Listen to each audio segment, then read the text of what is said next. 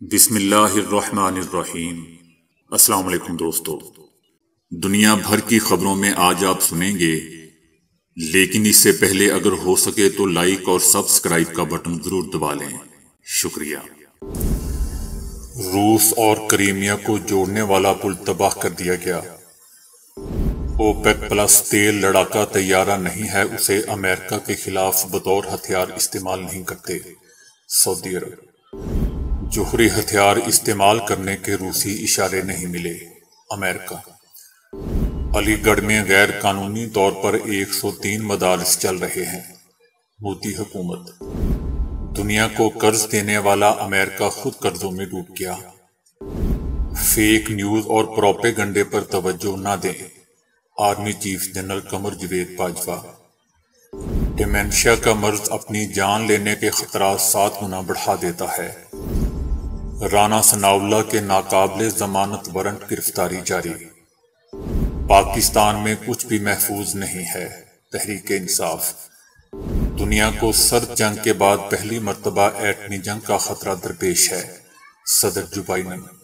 تو آئیے چلتے ہیں اب خبروں کی تفصیل کی جانب۔ روس اور جزیرہ نما کریمیا کو جوڑنے والا روڈ اور ریل پل دھماکے نے سڑک کو تباہ کر دیا ہے، جس سے یوکرین میں روسی افواج کے لیے ایک اہم سپلائی روٹ کو نقصان پہنچا ہے۔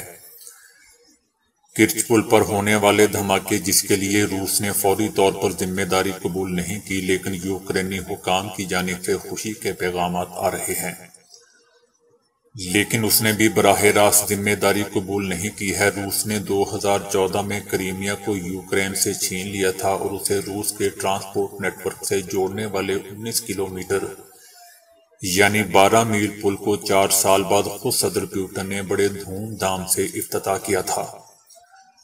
اب یہ روسی افواج کے لیے سپلائی کا ایک اہم اور بڑا راستہ تھا، جس نے جنوبی یوکرین کے کھیرسن کے بیشتر علاقے کو کنٹرول کیا ہوا تھا۔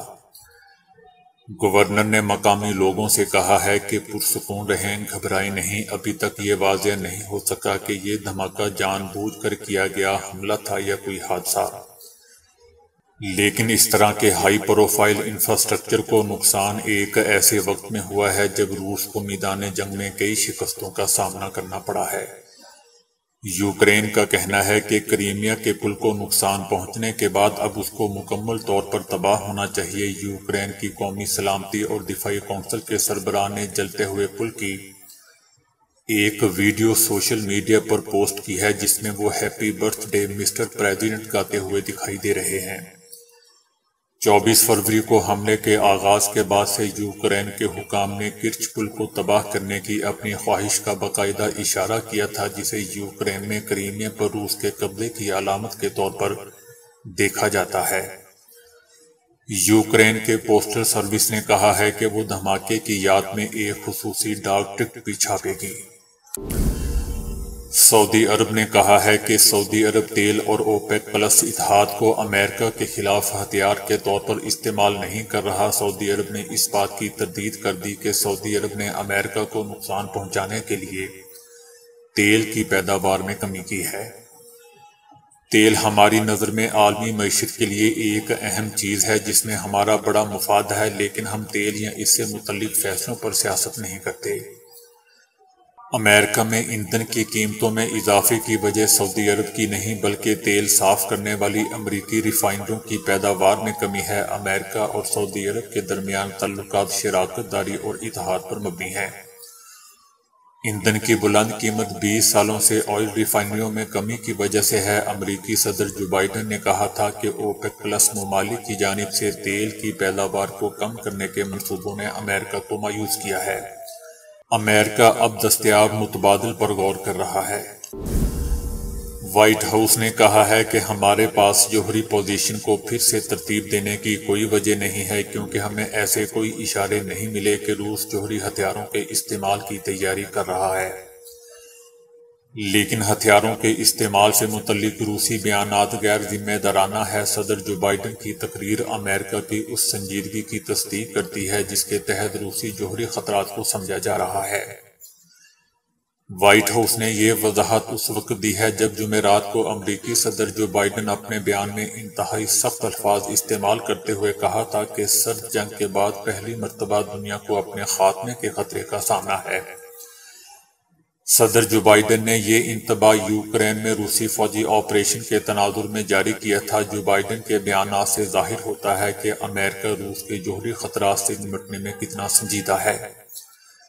اس سے پہلے صدر پوٹن نے 21 ستمبر کو ٹیلی ویژن پر نشر ہونے والی اپنی تقریر میں جوہری بم کے استعمال کا اشارہ دیا تھا۔ صدر پوٹن نے مغرب کا مقابلہ کرنے کے لیے اپنے ہتھیاروں میں موجود ہر ذریعے کو استعمال کرنے کے لیے اپنی تیاری کا کہا اور الزام لگایا تھا کہ مغرب روس کو تباہ کرنے کی کوشش کر رہا ہے۔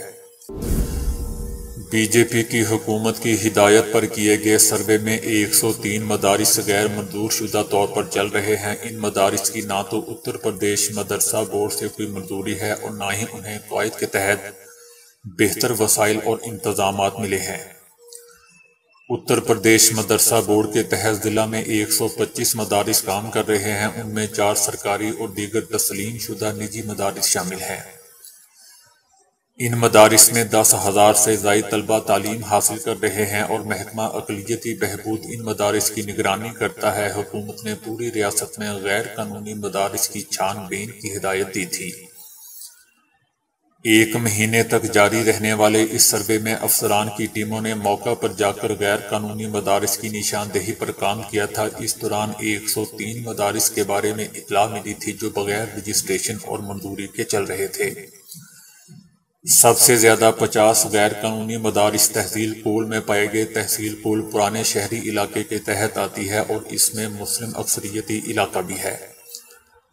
اب ان غیر قانونی مدارس کی آڑ میں حکومتی سطح سے کوئی فیصلہ اور کارروائی کی جائے گی۔ بتایا جا رہا ہے دوستوں کہ حکومت کی طرف سے جو بھی رہنماؤں کو خطوط موصول ہوں گے ان پر سختی سے عمل کیا جائے گا۔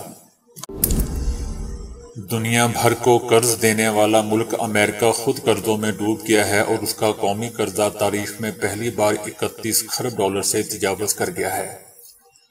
شرح سود اور افراط زر میں بلند ترین اضافے اور بڑھتی ہوئی اقتصادی عدم و استحکام کے ساتھ ہی امریکہ کا قومی قرضہ پہلی بار 31 کھرب ڈالر سے تجاوز کر گیا ہے۔ اس کی بڑی وجہ کرونا وبا بھی قرار دی جا رہی ہے۔ 20 جنوری 2009 کو جب باراک اوباما نے اقتدار سنبھالا تھا تو امریکہ کا قرضہ 10.6 کھرب ڈالر تھا۔ جب صدر ٹرمپ 20 جنوری 2017 کو اقتدار میں آئے تو یہ تعداد 19.19 کھرب ڈالر تک پہنچ چکی تھی۔ جب موجودہ صدر جو بائیڈن 20 جنوری 2021 کو اقتدار سنبھالا تو قرض کا حجم بڑھ کر 27.8 ارب ڈالر ہو چکا تھا۔ Army chief general Qamar Javed Bajwa نے کہا ہے کہ امن کی خواہش کو ہماری کمزوری نہ سمجھا جائے۔ ہم ملک کے ایک ایک انچ کی حفاظت کے لیے ہر وقت تیار ہیں۔ ملک کی سرحدیں مضبوط ہاتھوں میں ہے۔ کاکول میں 146ویں پی ایم اے لانگ پوسٹ کی پاسنگ آؤٹ پریڈ سے خطاب کرتے ہوئے آرمی چیف نے کہا کہ پاسنگ آؤٹ پریڈ سے خطاب میرے لیے اعزاز کی بات ہے۔ اس عظیم ادارے سے پاس آؤٹ ہونا آپ کے لیے اعزاز کی بات ہے۔ آپ کو فخر ہونا چاہیے کہ آپ ایک عظیم بہادر فوج کا حصہ بننے جا رہے ہیں۔ اس فوج نے پاکستان کو تخریب کاری سے نجات دلانے کے لیے بہت قربانیاں دیں۔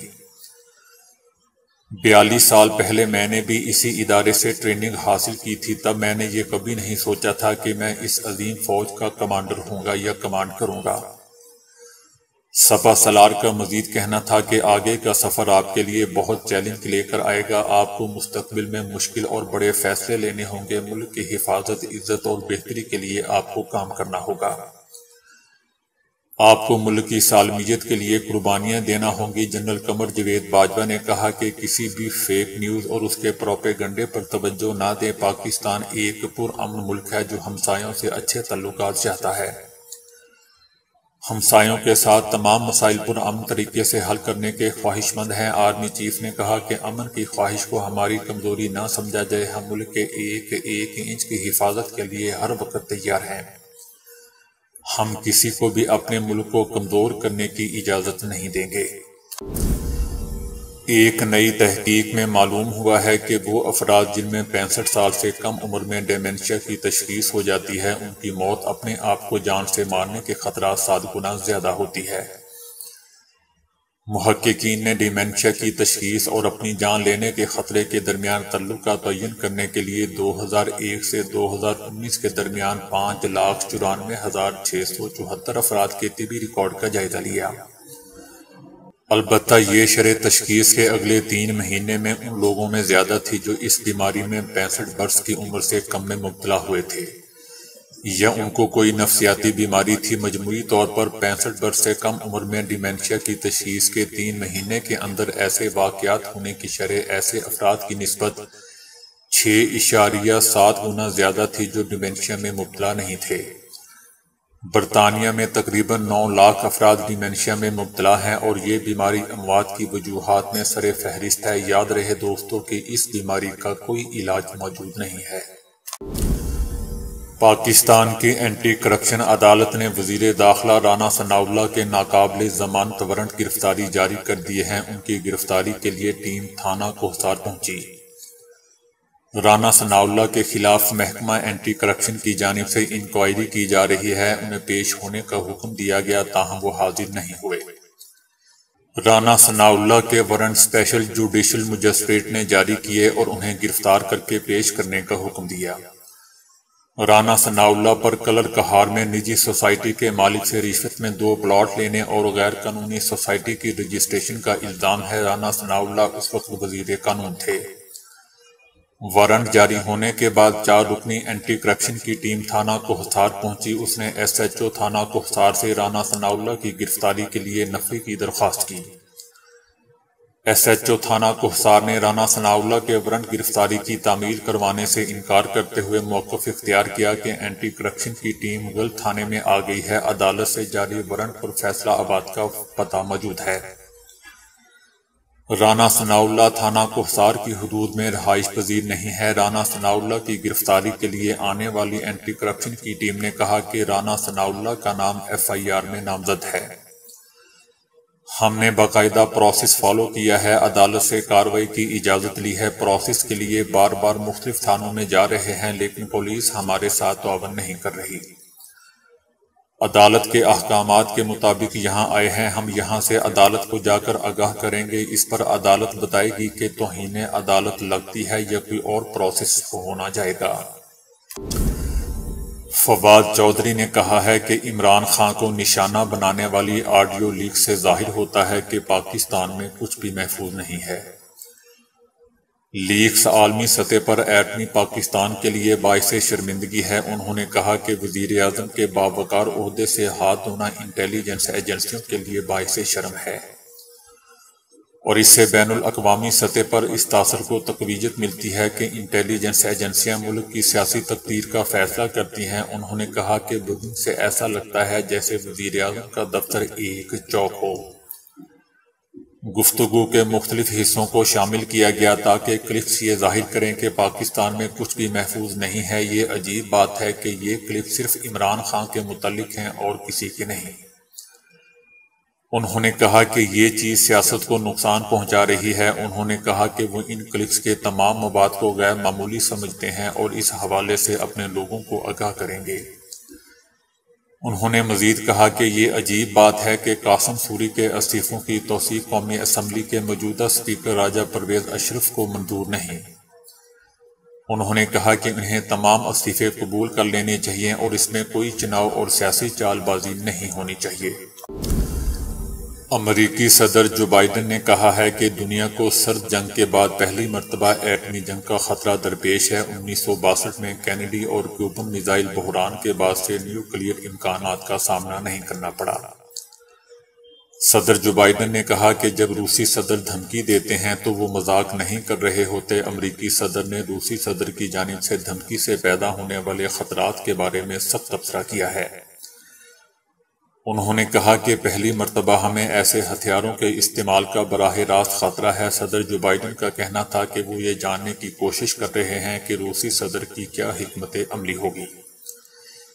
کیوبن میزائل بحران 1962 میں سامنے آیا تھا اور یہ سرد جنگ کے خطرناک ادوار میں سے تھا۔ اس بحران کے بعد دنیا ایٹمی جنگ کے دہانے پر پہنچ گئی تھی۔ تاہم اس کے بعد ایسے ہتھیاروں کے استعمال کے نقصانات پر بھی بحث شروع ہو گئی تھی۔ حال ہی میں روسی صدر نے یوکرین میں جوہری ہتھیاروں کے استعمال کی دھمکی دی تھی۔ ماہرین کا کہنا ہے کہ روس کی جانب سے محدود پیمانے پر ہتھیاروں کا استعمال ہوگا، تاہم امریکی صدر نے خبردار کرتے ہوئے کہا ہے کہ ایسے ہتھیاروں کے استعمال کی تباہی بڑے پیمانے پر پھیلنے کا خطرہ ہے۔ دھمکی کے بعد ماہرین نے کہا تھا کہ روس کا یوکرین میں ٹیکٹیکل جوہری بم استعمال کرنے کا مقصد اسے خوفزدہ کر کے مذاکرات یا ہتھیار ڈالنے پر مجبور کرنا اور ملک کے مغرب نواز حامیوں کو تقسیم کرنا ہے۔ کورونا میں مبتلا ہونے سے خوفزدہ ایک رئیس امیر زادہ شخص نے دوران سفر کورونا سے محفوظ رہنے کے لیے مسافر طیارے کی تمام نشستیں بک کروا لیں۔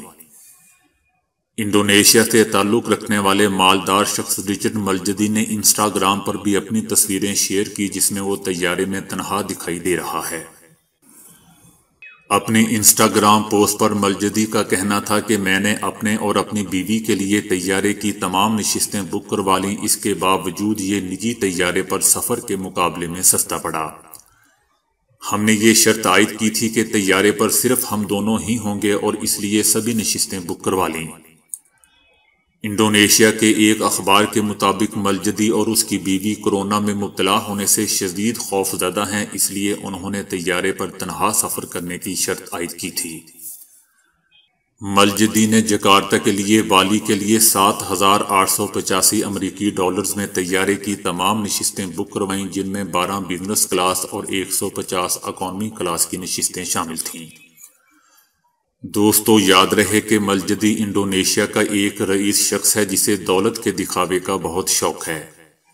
اس سے پہلے بھی اپنی انوکھی حرکتوں اور فضول خرچوں کی تشہیر کی وجہ سے ملجدی خبروں میں رہا ہے۔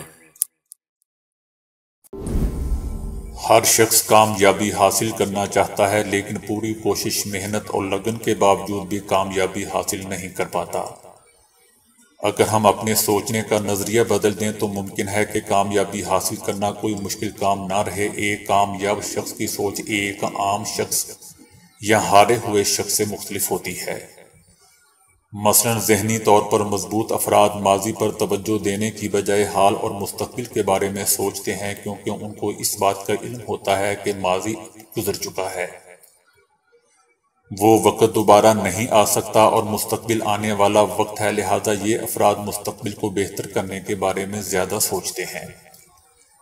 اگر آپ اپنے خیالات کو بند رکھیں گے تو ہو سکتا ہے کہ آپ اپنی معلومات میں اضافہ کرنے کا موقع گوا دیں۔ زندگی سیکھتے رہنے کا نام ہے۔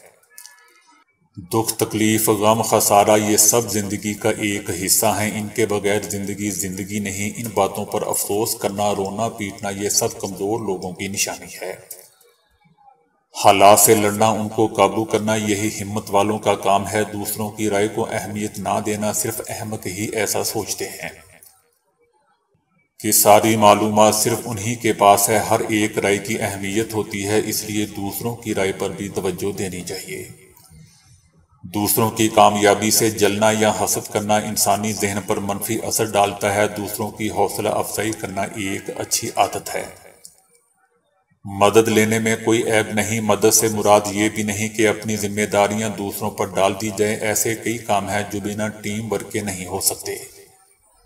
کامیابی کے لیے ٹیم ورک بہت اہمیت رکھتا ہے، کچھ نہ کچھ نیا سیکھنے کو ملتا ہے۔ ڈر یا خوف اکثر انسان کا وہم ہوتا ہے۔ ڈر یا خوف کی وجہ سے کسی کام کو انجام نہ دینا یہ بہت بڑی بے وقوفی ہے۔ جیسی سوچ رکھیں گے ویسا ہی ہوگا۔ ڈر کی وجہ سے اپنی منزل کو چھوڑ دینا ٹھیک نہیں، کم از کم کوشش ضرور کرنی چاہیے، کیونکہ ڈر جیسی شے کا کوئی وجود نہیں ہے۔ کسی بھی کام کو انجام دینے کے لیے پہلے اس کو اچھی طرح سمجھنا ضروری ہے، اس کا ہوم ورک کرنا ضروری ہے، بجائے اس کے کہ کام غلط ہو، دیر ہو جانا بہتر ہے۔ اس لیے کہتے ہیں کہ پہلے تولو پھر بولو۔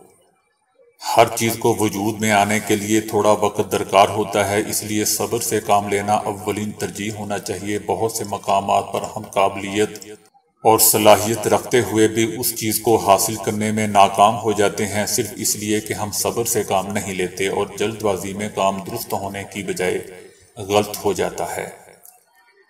ہر چیز فانی ہے، انسان دنیا میں اکیلا آیا ہے اور اکیلا ہی واپس جائے گا۔ سب سے بڑی غلطی یہ کہ انسان چیزوں کو اپنی ملکیت سمجھ لیتا ہے، جس کی وجہ سے وہ غرور اور تکبر کا شکار ہو جاتا ہے، اور یہی سب سے بڑی وہ غلطی کر جاتا ہے۔ غلطی کرنا کوئی بری بات نہیں، انہی غلطیوں سے انسان سبق سیکھتا ہے، لیکن ایک ہی غلطی کو بار بار دہرانا ہرگز عقل مندی کی نشانی نہیں ہو سکتا۔ جو شخص ایک ہی غلطی کو بار بار کرے وہ اس کی غلطی نہیں بلکہ عادت کہلائے گی۔ 95 سالہ امریکی بزرگ نے سائیکل پر 1,00,000 میل کا سفر طے کر لیا، جو ان کے عزم و ہمت کی ایک مثال ہے۔ کیلیفورنیا کے رہائشی باب کو ان کے پڑوسی بائی سائیکل باب کے نام سے پکارتے ہیں۔ انہیں سائیکل چلانے کا جنون ہے، خواہ بارش ہو یا برف باری، وہ ہر روز ایک نئے عزم کے ساتھ سائیکل چلاتے ہیں۔ اس اہم موقع پر باب نے بتایا کہ وہ 1,00,000 میل کا فیصلہ طے کر کے بہت خوش ہیں۔ انہوں نے بتایا کہ سائیکلنگ ان کی بہترین صحت کی وجہ ہے۔ تو دوستو، ابھی کے لیے اتنا ہی۔ ویڈیو کو لائک اور شیئر کرنے کا بہت بہت شکریہ۔